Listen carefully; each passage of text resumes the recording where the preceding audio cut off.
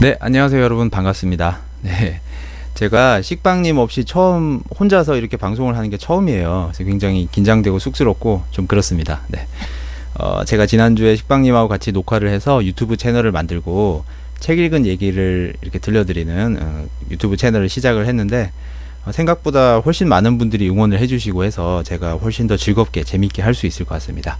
앞으로 식빵님하고 같이 일주일에 두세 개 정도, 그 다음에 제가 혼자서 일주일에 두세 개 정도 꾸준히 당분간 올려보는 것이 목표예요. 네, 열심히 하겠습니다. 그러면 오늘 들려드릴 얘기는 지난주에 잠시 다뤘었던 디맨드라는 책에 있는 얘기입니다. 이 책이죠. 네, 디맨드라는 책에 있는 네스프레소 머신에 대한 얘기를 해보겠습니다. 디맨드라는 책은 그 소비자들의 고충, 소비자들이 불편을 일으키는 지점을 찾아내서 그거를 연구를 통해서 극복하여 기존에 없던 새로운 수요를 창출하고 획기적인 뭔가 상품을 내놓는 그런 기업들에 대해서 다루고 있죠. 오늘은 네스프레소 얘기입니다. 여러분들 네스프레소에 대해서 잘 알고 계시죠? 한번 보겠습니다. 여기가 네스프레소 홈페이지죠. 이 기계입니다.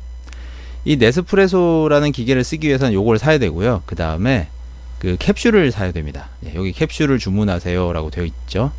이 캡슐을 주문하면 조그만 캡슐 하나가 커피 한 잔 분량이에요. 그래서 이걸 넣고 기계에 넣고 이렇게 시키는 대로 조작을 하게 되면 멋진 에스프레소 커피 한 잔이 나오게 되죠. 그래서 그걸로 아메리카노를 만들 수도 있고 라떼를 만들 수도 있고 다양한 커피를 만들어 먹을 수 있습니다.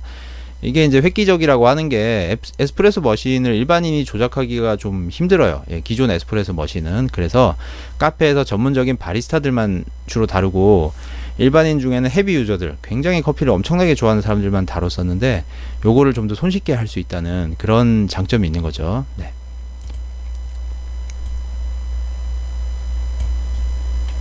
자, 그러면 본격적으로 얘기를 들어가 보도록 하겠습니다. 자, 네스프레소와 예전엔 거의 없던 수요, 네스프레소의 탄생. 1980년대 중반에 이미 현재의 형태를 갖춘 네스프레소 머신이 탄생했다고 해요. 생각보다 엄청 오래된 기계죠.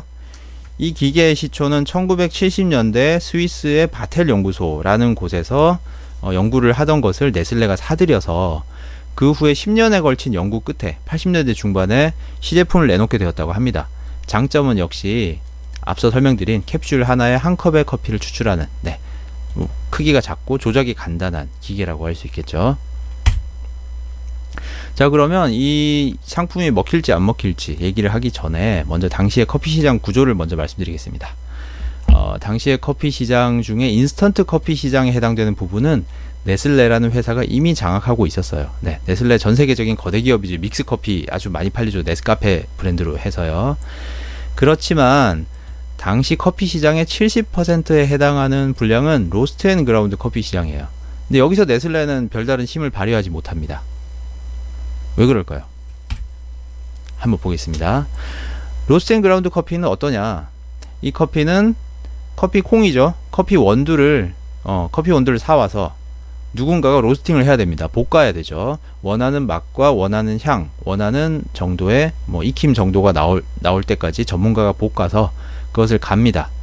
간 다음에 갈고 나면은 빨리빨리 향이 없어지니까 그것을 빨리 커피로 만들어 먹어야 돼요. 그런데 에스프레소 머신도 굉장히 다루기가 힘들고 크기가 크고 해서 이 로스트 앤 그라운드 커피는 주로 카페나 레스토랑에서 소비되는 커피입니다. 네. 그래서 이제 유통망이 복잡하고 그 다음에 전문가들이 팔아야 되는 이런 여러 가지 난점이 있어서 인스턴트 커피를 전문으로 하는 네슬레에서는 이 시장에 쉽사리 큰 성과를 거두지 못하고 있었던 거죠. 그래서 네스프레소 머신을 생각해 보면 이 특성은 인스턴트 커피와 로스트 앤 그라운드 커피의 중간 정도라고 볼 수 있겠습니다. 인스턴트 커피는 손쉽게, 품질은 좀 떨어지지만 손쉽게 커피 한 잔을 마실 수 있다는 장점이 있고요. 로스트 앤 그라운드 커피는 굉장히 복잡한 과정을 거치고 전문가의 손길이 필요하지만 그래도 아주 품질 높고 향이 깊고 맛있는 그런 커피를 먹을 수 있는 게 장점이죠. 그런데 네스프레소 머신이라는 것은 잘만 되면 인스턴트 커피 정도는 아니라도 손쉽게 쉽게 이 카페에서 주는 것과 비슷한 형태의 비슷한 품질의 커피를 먹을 수 있다. 중간 정도 되는 특성의 제품이라고 볼 수 있겠습니다. 자, 이래서 네스프레소 커피가 머신이 완성이 되고 상용화를 시작을 해요. 처음에 네슬레 회장인 헬무트 마우어, CEO인 이분이 네슬레와 같은 거대 기업에서는 완전히 획기적인 새로운 신제품이 제대로 판매가 되기가 쉽지 않다라고 생각을 했죠. 왜냐하면 큰 회사들은 이미 확립된 프로세스와 정해진 사고방식이 있는 경우가 태반입니다. 그래서 신제품이 나오거나 새로운 사업 모델이 나왔을 때 바로바로 성과를 내지 않으면 공격을 받게 돼요. 입지가 굉장히 취약해집니다. 그런 면이 있어서 이분이 그거를 생각을 하고 네슬레가 출자를 한 별도의 법인, 본사의 간섭을 받지 않는 별도 법인을 설립을 하고 영업을 시작을 합니다. 그래서 처음에는 이 법인에서 카페와 레스토랑 같은 곳에 가서 영업을 했다고 해요. 예. 이 법인에 판매하는 사람들이 볼 때 네스프레소는 어쨌든 로스트앤그라운드 커피에 해당합니다. 그죠? 그래서 기존의 시장이 있는, 기존의 수요가 있는 곳에 가서 팔게 됩니다. 원래 마케터들은 이렇게 하게 돼요. 왜냐하면 이 머신을 어디 가서 팔아야 되나 막막하죠. 완전 망망대해입니다. 도저히 어디 가서 팔아야 될지 알 수가 없으니까 이미 커피가 팔리고 있는 곳에 가서 마케팅을 하는 겁니다. 원래 그렇습니다. 그런데 전혀 먹히지 않죠. 왜냐하면 네스프레소의 장점은 작고 편리하다 이런 장점이 있는데 기존 카페나 레스토랑 같은 곳에서는 이미 에스프레소 머신이 다 있어요. 다 있고 그 다음에 전문 인력들이 거기 상주에서 로스팅도 하고 아니면 딴 데서 로스팅 해온 것을 사오죠. 사와서 직접 갈아서 커피를 잘 뽑아내고 있습니다.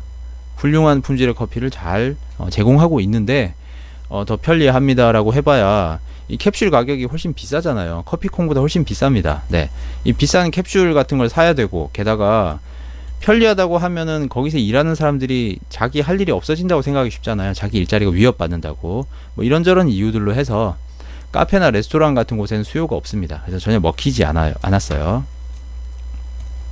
그래서 이제 위기감을 느끼게 되죠. 그래서 네, 이 네스프레소 법인에는 책임자로 장폴 가이아르라는 사람이 임명이 됩니다. 이 사람은 외부인이에요. 네슬레 사람이 아니고 다른 곳에서 스카우트해온 인력이에요. 그래서 외부인의 시선으로 한번 잘 해봐라 라고 한 거죠. 네슬레 입장에서는 이 머신을 어떻게 팔아야 될지 도저히 모르겠으니까. 그런데 이 사람이 굉장히 대단한 사람이에요. 이 사람은 오자마자 결정을 내려서 이사회에서 발표를 합니다. 자기가 보기에 네스프레소 머신은 스타벅스와 같은 고급 커피를 좋아하는 부유하고 고등교육을 받은 주부들이 집에서 써먹기 위해서 이걸 구입할 것이다 라고 발표를 합니다. 네. 요즘 네스프레소가 현재 팔리고 있는 곳이 그런 곳이죠. 네, 가정에서 커피를 좋아하는, 맛있는 커피를 좋아하는 가정주부들 혹은 남자들이든 여자들이건 집에서 뽑아먹기 위해서 사람들이 다들 삽니다. 이걸 이제 파악을 했다는 거죠. 네, 대단한 통찰력입니다. 그 당시에 주변 사람들은 이렇게 생각을 못했다고 해요. 왜냐하면 집에서는 인스턴트 커피 말고는 잘 안 해먹으니까 애초에 시장이 없다고 생각을 한 거죠. 네. 그런데 문제가 가이아르 대표가 이런 통찰력을 가지고 자신의 계획을 설명을 했어요. 그런데 거기에 대한 근거가 없습니다. 자, 설문조사를 실시를 해봅니다. 설문조사를 실시했는데 에스프레소 머신의 잠재적 수요는 별로 없대요. 가정용으로서는. 그 다음에 커피팟, 캡슐 하나의 가격이 얼마를 넣으면 절대 수요를 일으키지 못한다고 합니다. 이게 무슨 얘기죠? 자, 지금 시판되는 가격이 제가 알기로 네스프레소 캡슐 하나가 1,000원으로 알고 있습니다. 1,000원이란 가격이 싸지 않죠, 사실. 캡슐 하나가 한 잔인데 한 잔에 1,000원이야. 내가 또 조작도 해야 돼요. 그냥 캔커피 마시듯이 바로 마시는 게 아니라 내가 뭔가를 해야 돼요. 그러면 1,000원이라는 가격은 그렇게 싸지 않은 가격입니다. 이래서 당시 설문조사에서는 이런 네스프레소 머신의 가정용으로 수요가 없는 것으로 나옵니다. 왜 그랬을까요? 이건 조금 이따 설명드릴게요. 그래서 가이아르 대표가 근거도 없고 굉장히 입지가 취약하죠. 자기가 놀라운 통찰력을 발휘해서 계획을 발표를 했지만, 그래서 어쨌든 네, 가전제품 매장, 기존의 전자제품의 유통망이죠. 가전제품 매장들의 이 네스프레소 머신을 깔고 판매를 열심히 노력을 합니다. 그런데 먹히지 않았다고 해요. 왜냐하면 이제 가전제품 매장들에서도 이 기계가 뭔지 잘 감이 안 오고 모르겠고, 기존에 쓰던 기계가 아니니까 모르겠고, 그래서 잘 안 팔려요. 잘 안 팔리는데, 그러면 더 문제가 심각해지는 게, 어쩌다 하나 팔리는 기계들도 그 고객들이 캡슐을 사서 돌아가잖아요. 그러면 이미 신선도가 떨어져 있습니다. 캡슐 안에 들어있는 것은 진공 포장이 되어 있긴 하지만 갈아 놓은 커피거든요. 갈아놓은 커피는 급속도로 향이 빠져나갑니다. 캡슐에 들어있으면 좀 더 오래 가긴 하지만 물건이 안 팔린 채 쌓여있으면 점점 신선도가 떨어지게 되죠. 그래서 사간 사람들이 이 제품에 대해 깊은 인상을 못 받아요. 뭐 별로 맛도 없고 캡슐도 은근히 비싼 것 같고 별로 좋다고 생각을 안 합니다. 그래서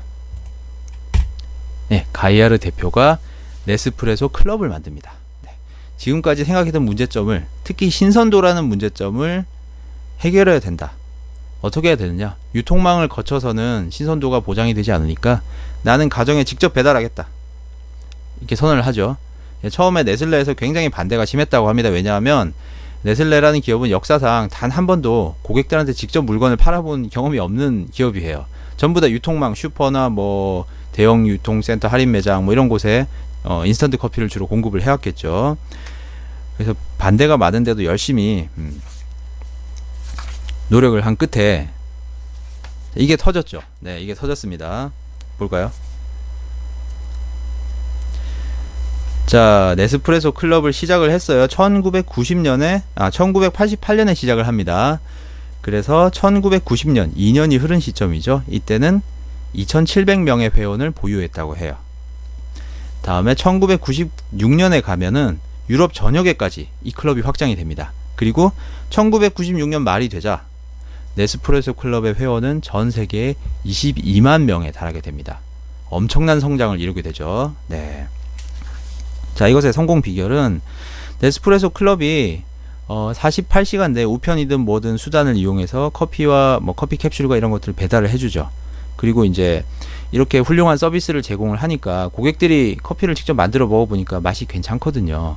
카페에 나가서 먹을 수 있는 수준의 그런 좋은 커피가 나오니까 이거 괜찮다 이런 입소문이 퍼지기 시작해요. 넷플릭스와 유사하죠. 저번에 말씀드린 넷플릭스의 경우도 광고를 초반에는 하지 않았어요. 광고를 하지 않았는데 야, 비디오가 집으로 배달되니까 정말 편하더라 라는 사람들의 입소문이 퍼지니까 급속도로 회원이 늘어난 거죠. 그와 같이 회원이 늘어났어요. 자, 파이낸셜 타임스의 칼럼니스트 존 게퍼라는 사람이 이 네스프레소 머신에 대해 이렇게 썼다고 합니다. 네스프레소가 나타나기 전에는 그런 물건이 나에게 필요하리라는 생각을 하지 못했다. 하지만 나는 이제 그것을 가졌고 그것에 깊은 애착을 느낀다. 네, 이게 무슨 말이죠? 나는 네스프레소가 나타나기 전에는 이게 필요한 줄도 몰랐어. 그런데 내가 가져서 써보니까 너무 좋아요. 너무 마음에 들어요. 깊은 애착을 느껴요. 이게 바로 앞에서 장폴 가이아르 대표가 가정용으로 판매해야 됩니다 라고 해서 설문조사를 실시했는데 가정용 수요가 없다 라고 나온 그 설문조사 결과와 일치하는 얘기입니다. 일맥상통한 얘기예요. 왜 그러냐면은 기존에는 사람들이 에스프레소 머신이라고 하면은 카페에서 쓰는 크고 복잡하고 전문가들이 다룰 수 있는 힘든 그런 기계를 생각하기 마련입니다. 그래서 네스프레소 머신이 나왔는데 사람들은 모르죠. 여기에 대해서 어떤지 알지 못하죠. 그래서 설문조사를 해봐야 에스프레소 머신의 이미지는 기존 기계니까 가정용은 별로 의미가 없다, 이런 결과가 나오는 겁니다. 그 다음에 그 캡슐의 가격도 마찬가지예요. 캡슐의 가격이 1,000원이라 비싼데, 비싸도 사실 만약에 맛있으면 커피를 좋아하는 사람이라면 사 먹을 수 있는 가격이잖아요. 그런데 사람들은 생각하기에 캡슐에 커피를 뽑아 먹는다고 하면 인스턴트 커피를 연상시키죠. 그러면 별로 맛있을 거란 이미지가 생기지 않습니다. 그러니까 1,000원은 비싸다, 나는 사지 않겠다, 이런 설문조사가 나오는 겁니다. 이렇게 기존에 있던 것과 배치되는 정반대의 특성을 가진 새로운 상품이 나오면 설문조사가 의미가 없다고 해요. 설문조사를 해봐야 사람들은 기존의 상품에 비교해서 대답을 하게 되니까 긍정적인 결과가 나오지 않고 별로 소용이 없다고 합니다. 실제로 2000년대에 나온 기계 중에 가장 혁신적이었던 기계가 아이폰이라고 할 수 있겠죠. 예전에는 전화기, 그 다음에 뭐 mp3 플레이어, 뭐 이런 여러가지 기계들이 따로따로 있었어요. 그래서 아이폰이 나오기 전에 애플에서도 설문조사를 했다고 합니다. 이런 기계가 나오면 사시겠습니까? 기계에 대한 설명은 그거죠. 전화기와 mp3 플레이어와 여러가지 IT 제품의 특성을 합친 혁신적인 제품이 나오면 사겠습니까? 고객들은 생각을 하죠. 보통 이런저런 기능을 다 합친 기계는 한 가지 전문적인 기계만 못한 경우가 대부분이잖아요. 괜히 크기만 크고 사용하기도 복잡하고 뭔가 불편해요. 게다가 기능 하나하나는 기계 하나 사는 것만 못해. 그러니까 미국에서 설문조사를 하면은 다들 그런 기기를 원치 않는다고 결과가 나왔다고 해요. 오히려 멕시코라든지 이런 그 돈이 별로 없는, 경제적으로 여력이 없는 나라들에서는 나는 그거 필요하다라고 나왔대요. 왜냐하면 그 사람들은 돈이 없잖아요. 그러니까 기계 하나 사면 다 된대. 아, 좋다, 이렇게 생각을 했대요.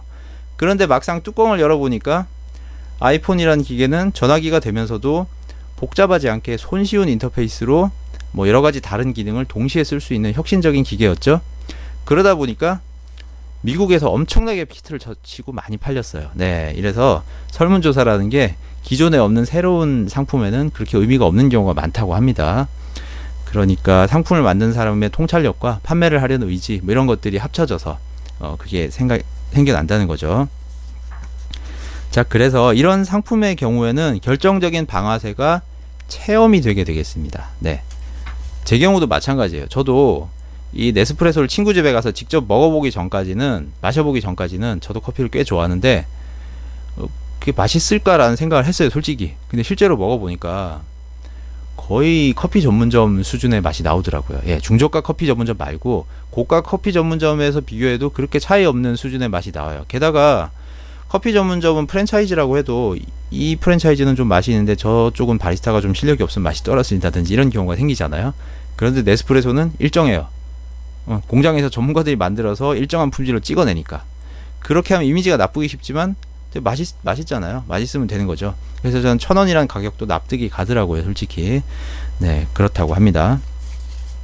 자, 그래서 이 네스프레소라는 기계가 처음에 정착을 시키는데, 기존에 없던 수요를 정착을 시키는데 굉장히 오래 걸렸지만 이것의 방아쇠는 체험이었습니다. 고객 한 명 한 명한테 직접 배달을 해주고 그들이 맛있는 커피를 직접 먹을 수 있도록 도와주고 그것이 입소문을 타게 만드는 것. 그렇죠?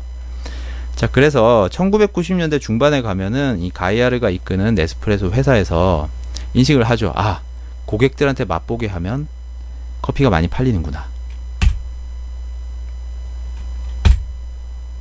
자, 그래서 상상하기 힘든 장점을 가진 제품이라면 체험을 하게 해야 됩니다. 그래서 이 사람들은 비행기 1등석, 비행기 1등석이라고 하면은 그 돈이 많은 사람들이죠. 돈이 많은 사람들은 아무래도 맛이 좀 비싸더라도 맛있는 고급 커피를 좋아하기 마련입니다. 그래서 이런 곳에서 시음 서비스를 적극적으로 펼치고요. 그 다음에 고급 레스토랑 같은 곳에서도 시음 서비스를 적극적으로 펼친 결과 판매량이 엄청나게 늘어났다고 합니다. 그래서 때는 바야 흘러서 1997년이 되었어요. 그래서 장폴 가이아르, 이때까지 네스프레소를 이끌었던 장폴 가이아르가 떠나고요. 행크 크바크만이라는 새로운 임원이 네스프레소에 들어왔다고 해요. 이 사람은 네스프레소 회사에 들어오자마자 설문조사를 열심히 펼칩니다. 그래서 내린 결론이 에스프레소라는 상품 자체가 소비자들에게 매우 감성적인 제품이다. 이런 결론을 내렸다고 해요. 에스프레소라는 음료는 사실 엄청나게 비싸죠. 한 잔에 뭐 3-4천원, 비싸면 6-7천원까지 합니다. 밥 한 끼 가격이에요, 흔히 하는 얘기로. 그래도 사람들이 먹습니다. 왜냐하면 감성적으로 우리에게 와닿으니까. 굉장히 향이 좋고 맛이 있고 뭔가 가지고 싶은, 한 잔씩 마시고 싶은 그런 욕구를 불러일으키는 상품입니다. 경제적인 논리로선 설명이 될 수가 없어요. 그러다 보니까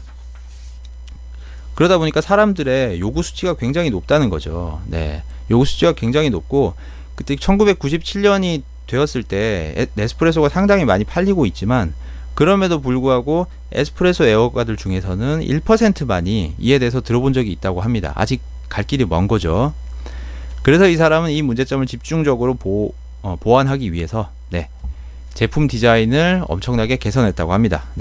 목표는 커피 머신의 아르마니를 추구했다고 하죠. 그래서 다양한 제품 디자인들의 세련미를 더해서 여러 가지 디자인을 내놓고요. 그 다음에 나이키 요 모양의 로고 있잖아요. 이 로고에 영감을 받아서 자기도 네스프레소 로고를 만들었어요. 지금 쓰고 있는 로고죠. 요 로고입니다. 요거를 만들어서 적극적으로 마케팅에 활용했다고 합니다.